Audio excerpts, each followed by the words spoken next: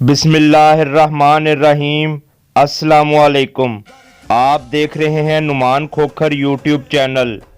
کسی بھی دوست کو کسی بھی شہر یا گاؤں کے مشہور ڈان کے بارے میں مکمل اور درست معلومات ہوں اور وہ اس پر ویڈیو بنوانا چاہے تو وہ اپنا واٹس ایپ نمبر کمنٹ میں دے دیں، میں ان سے رابطہ کر لوں گا۔ تو آئیے ویڈیو شروع کرتے ہیں۔ محمد ظفر عرف ظفری گارڈ خانیوال کے نواحی گاؤں 6610 آر میں سن 1991 میں پیدا ہوئے۔ ان کے والد محمد لطیف جو کہ زمیندار تھے اور 6 مربع زرعی اراضی کے مالک تھے۔ ان کا تعلق جٹ برادری سے تھا۔ محمد ظفر 6 بھائی تھے۔ محمد ظفر کے والد محمد لطیف شریف آدمی تھے۔ محمد لطیف کے بھائی سبحان گارڈ تھے جن کا اس علاقے میں اثر و رسوخ تھا اور اپنے خاندان کے فیصلے بھی یہی کرتے تھے اور ان کو گارڈ کے نام سے جانا جاتا تھا۔ سبحان گارڈ کی زمین کے تنازع کی وجہ سے ملک گروپ سے مخالفت چلی آ رہی تھی۔ اس وقت محمد ظفر عرف ظفری گارڈ ابھی کم عمر تھا۔ وقت کے ساتھ ساتھ مخالفت بڑھتی گئی اور محمد ظفر عرف ظفری گارڈ جب 17 سال کا ہوا تو چیئرمین کا الیکشن آیا جس میں ملک گروپ کے چند لڑکوں سے ظفری گارڈ کا جھگڑا ہوا جس میں ظفری نے فائرنگ کر دی، جہاں سے مخالفت خونی دشمنی میں بدل گئی، جبکہ الیکشن نیازی گروپ نے جیت لیا۔ ملک برادری 7 بھائی تھے اور 3 مربع زرعی اراضی کے مالک تھے اور علاقے میں روب و دبدبہ رکھتے تھے۔ ظفری گارڈ پر ملک گروپ نے پرچے کرائے اور ظفری کو گرفتار کرا کے تشدد کا نشانہ بنایا، جس سے اس کے دل میں مخالفین کے لیے مزید نفرت پیدا ہو گئی، جبکہ مخالفین نے ان کی زمین پر بھی قبضہ کر لیا اور ظفری کو اس کے چچا سبحان گارڈ نے جیل سے نکلوایا۔ ان کو وہ جگہ چھوڑ کر جانا پڑا جس پر ظفری گارڈ نے ملک گروپ کے سربراہ کو قتل کرنے کا فیصلہ کیا اور سن 2008 میں اپنے چیمہ برادری کے 2 دوستوں کے ساتھ مل کر ملک گروپ کے سربراہ کو فائرنگ کر کے قتل کر دیا اور فرار ہو کر گجرانوالا کے نواحی گاؤں میں آ گئے۔ اس قتل کا پرچہ ظفری گارڈ، ان کے والد محمد لطیف اور دوستوں پر درج ہوا، جبکہ ظفری گارڈ کے چچا سبحان گارڈ پر مشورے کا پرچہ ہوا۔ اس واقعے کے کچھ دنوں بعد ہی ظفری کے 2 دوستوں جو کہ قتل میں اس کے ساتھ تھے پولیس نے گرفتار کر لیے، جبکہ ظفری فرار ہی تھا۔ سن 2009 میں ملک گروپ پر صلح کے لیے دباؤ ڈالا۔ انکار پر ظفری گارڈ نے ملک گروپ کا ایک مزید آدمی جو پہلے قتل کا مدعی بھی تھا اسے بھی فائرنگ کر کے قتل کر دیا۔ اس طرح دوسرے قتل کا پرچہ بھی ظفری گارڈ، اس کے والد محمد لطیف اور چچا سبحان گارڈ پر درج کیا گیا۔ اس کے کچھ عرصے بعد ہی ظفری گارڈ نے ملک گروپ کے ایک اور آدمی پر خانیوال شہر میں قاتلانہ حملہ کیا مگر وہ بچ گیا۔ پھر مخالفین نے وہاں کے ایک مشہور اجرتی قاتل کو ظفری گارڈ کے قتل کی سپاری دی جس کا ظفری کو پتہ چل گیا، جس پر ظفری نے اسے فون کیا اور کہا کہ تم نے میرے قتل کے پیسے لیے ہیں، جس پر دونوں میں تلخ کلامی ہوئی اور ظفری نے اپنے چند ساتھیوں کے ہمراہ اس پر فائرنگ کر دی جس سے وہ شدید زخمی ہو گیا اور ہسپتال میں چند دنوں بعد دم توڑ گیا۔ سن 2010 میں ظفری گارڈ کا ایک دوست جو کہ ڈوگر تھا مخالفین سے مل گیا۔ گارڈ نے اسے سمجھایا کہ ایسا نہ کرو کیونکہ تم میرے دوست ہو، مگر وہ بات نہ سمجھا جس کی وجہ سے ظفری گارڈ کو اسے بھی قتل کرنا پڑا۔ ظفری گارڈ نے اس کے بعد مخالفین کے ڈیرے پر حملہ کیا، ان کے ٹریکٹرز جلا دیے، فصلوں کو آگ لگا دی جس سے ان کو بہت مالی نقصان اٹھانا پڑا۔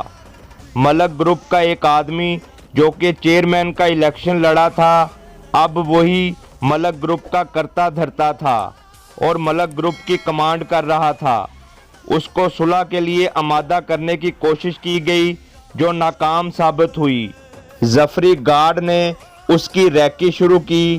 ظفری گارڈ اسے بھی قتل کرنا چاہتا تھا کیونکہ اب ملک گروپ کا وہی سربراہ تھا۔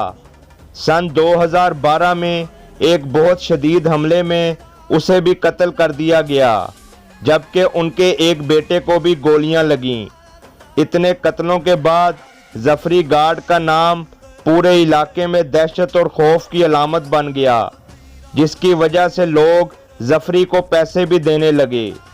اب ظفری اور ان کے چچا سبحان گارڈ نے اپنی زمین سے قبضہ چھڑوانے کا فیصلہ کیا اور اپنے ساتھیوں کے ہمراہ وہاں جا پہنچے۔